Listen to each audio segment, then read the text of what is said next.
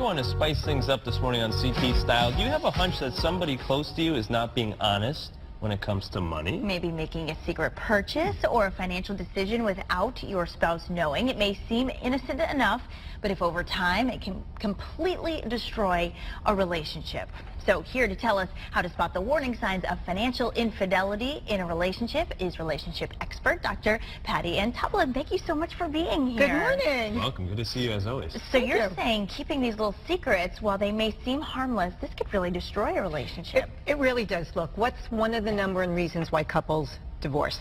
Money. Fighting about money. The money. Right? So what happens is this financial infidelity I have found in my practice all the time. So here's how it takes place. I'll just open up my own separate credit card and make purchases and not tell my spouse. That's being totally dishonest. A much more common thing, and women are sort of kind of guilty of this, they'll purchase a piece of clothing and they don't want their spouse to know that they spent maybe $100 on it, so they'll charge $50 and spend and pay $50 with cash. So they think they only spent $50, but in reality... Exactly. Wow. Exactly. Yeah. So it sounds like you really need to have a conversation about what discretionary spending is, really define that. Exactly. And to back up before you even have that discussion is, what a lot of couples don't do is they don't want to talk about money before they create their household together, right? Whether they live together or get married, because it's not sexy, it's not romantic. But it will destroy the trust in the relationship if you start to hide money.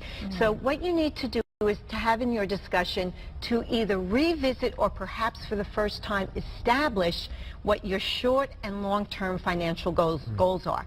So if you think you're going to retire at 55 and your spouse is like, that's not going to happen, how you spend your money and what you consider discretionary money might be different. How do you solve something like this? Say you've been married for 5-10 years and everything's going great, and then all of a sudden you start to have some financial issues. What do you think people should do? Okay, so my hunch is things haven't been going great financially for 5 or 10 years, but you might have just discovered that the spouse is being dishonest. The first thing is come clean and have a conversation about why you feel you need to be dishonest with how you spend your money. Because oftentimes what I hear is the spouse that's hiding the money feels that, not telling their spouse what they're spending, feels that their partner is either very controlling overall, especially with money purchases and spending, so they try to take that control back, and or they feel that their spouse is being incredibly judgmental. Why are you spending that much money on shoes, or why are you spending that much money on baseball tickets or something like that? And so that creates the start of, well, I'll just do it and I'll try to avoid letting them know, but then later on you pay the price. Right. And this is something that just grows into a much bigger problem over time. Do you find that it's helpful to have like a third party, like a financial advisor? So maybe it's not your husband that's the bad guy saying you shouldn't spend that way, but it's someone else not in the relationship saying, wow, this spending on whatever is getting out of control. You would think that that would solve the problem, but I can't tell you how many times couples have come in and have said, I even called in the financial advisor, and the financial advisor said that we're doing deficit spending. Too much is going out compared to what's coming in, and the person doesn't care. It's not that they don't care as much as there's some other underlying issues going on in the relationship that's getting played out in the financial arena.